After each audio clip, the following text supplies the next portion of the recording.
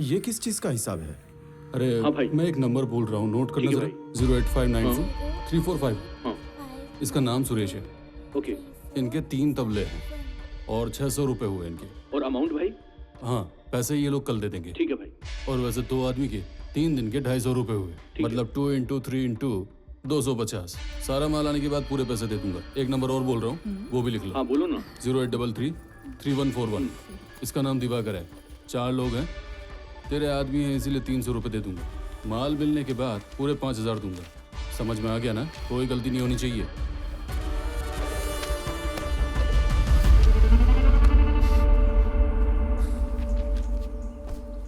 तुम्हारे पिताजी को ढूंढने में ये सारी चीजें बहुत काम आएंगी। मुझे हिसाब मिल गया है। अब जाकर तुम अपने मम्मी के साथ खेलो। मैं दादाजी से बात करता हूँ। आओ आओ आओ आओ, आओ। जाओ। ये हिसाब कैसा है बेटा? ये कोड लैंग्वेज है। इसका मतलब तबला, और ये सीक्रेट, और ये चॉकलेट। मतलब मेरे बेटे ने सबको स्मगलिंग में शामिल कर दिया क्या? आपके बेटे ने जो नंबर लिखे हुए थे वो मुझे पहले ही मिल गए थे। उनके फैमिली मेंबर से भी मैं जाकर मिला। ताज्जुब की बात यह है कि वो लोग भी मिसिंग है। बेचारा वो सुरेंद्र बिना मतलब के ही फंस गया। हाँ।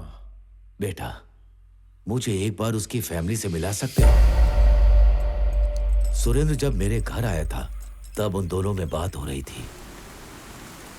गलती कर रहा है तू स्मगलिंग कर रहा है। अगर ये बात मुझे पता होती तो मैं तुझसे हेल्प मांगने कभी नहीं आता। क्या गलत है इसमें? जब पैसों की जरूरत होती है तब सरकार ये लाल चंदन नहीं बेचती है क्या? विराज ये बिजनेस कब से कर रहा है? हाँ? तुम्हें क्या लगता है गवर्नमेंट को ये सब पता नहीं है?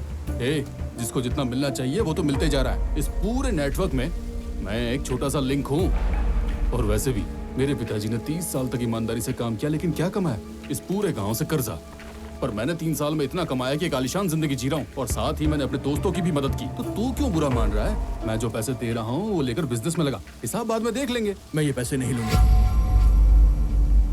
तू बोल रहा है स्मगलिंग के बारे में गवर्नमेंट को पता होगा। अगर तू पकड़ा गया तो तेरे लिंक से वो लोग मुझ तक पहुंच जाएंगे। तू जैसा बता रहा है विराज और बाकी गवर्नमेंट ऑफिसर लोग सही सलामत होंगे। अगर गलती से भी तू बलि का बकरा बना तो वो किसी और को ढूंढ चलो लेंगे। बेटा मुंह खोलो।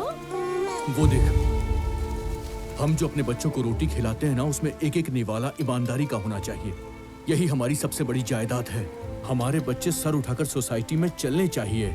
उन्हें हम पर गर्व होना चाहिए। और अगर तू जेल चला गया तो अपनी बेटी को क्या जवाब देगा? इससे पहले कि बहुत देर हो जाए, ये सब छोड़ दे। इस तरह से तो मैंने कभी सोचा ही नहीं है भाई।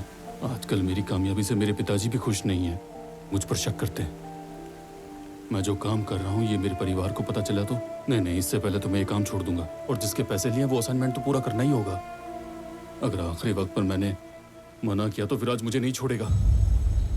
इस असाइनमेंट के पूरे होने के बाद मैं तेरे साथ ही आ जाऊंगा भाई। दोनों साथ में मिलकर बिजनेस करेंगे। तूने इतना बोल दिया ना, मैं बहुत ज्यादा खुश हूँ। और हाँ, एक बात और, उस कंसाइनमेंट का रूट जो है तेरे गांव के पास वाले रास्ते से जा रहा है। कल लास्ट कंटेनर निकल जाएगा।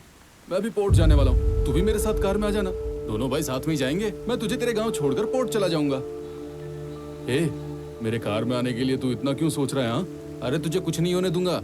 बेंगलुरु पोर्ट तक सब कुछ सेट किया हुआ है मैंने। तुझे डरने की कोई जरूरत नहीं है। चल आजा। चल ठीक है।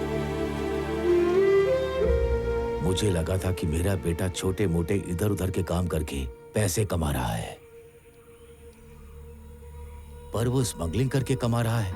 ये बात मुझे सुरेंद्र के आने के बाद ही पता चली। उस दिन वो दोनों एक साथ ही निकले थे और साथ में ही गायब हो गए।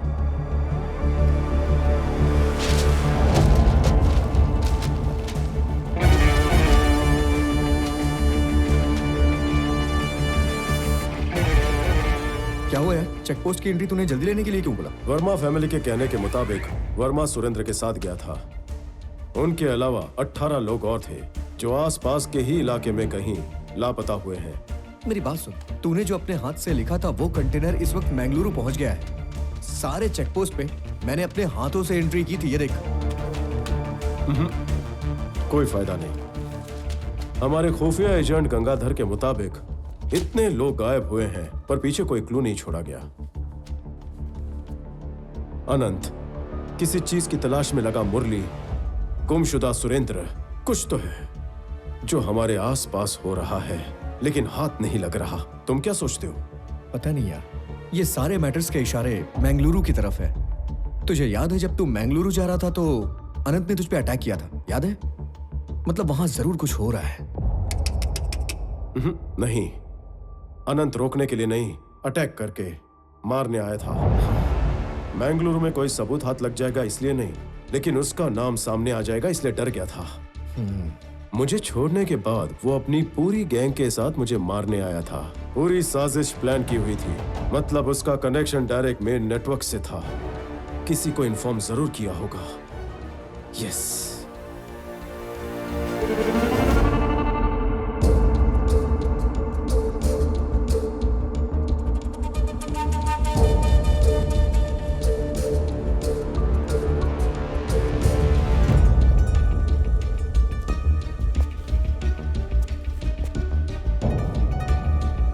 किसी केस के सिलसिले में मैं बेंगलुरु जा रहा हूँ उसे ढूंढने। घर वाले अगर पूछते हैं तो कह देना मैं हैदराबाद जा रहा हूँ।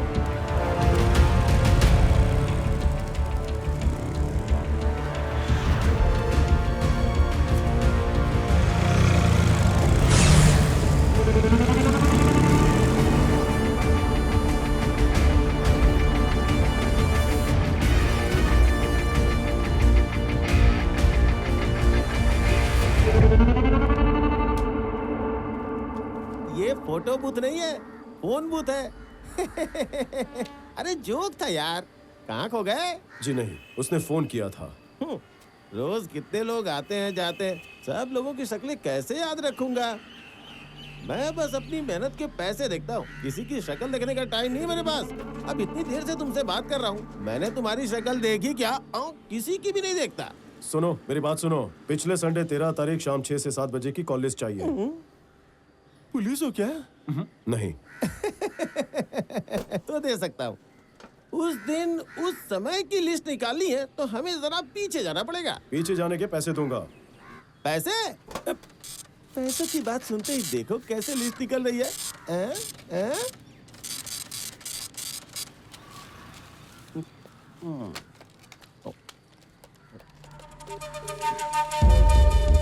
सुन सलीम, सुबह होने से पहले इस फोन नंबर के सारे एड्रेस चाहिए, नोट कर ले।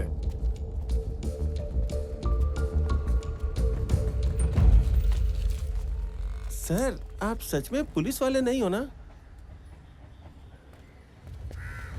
गवर्नमेंट।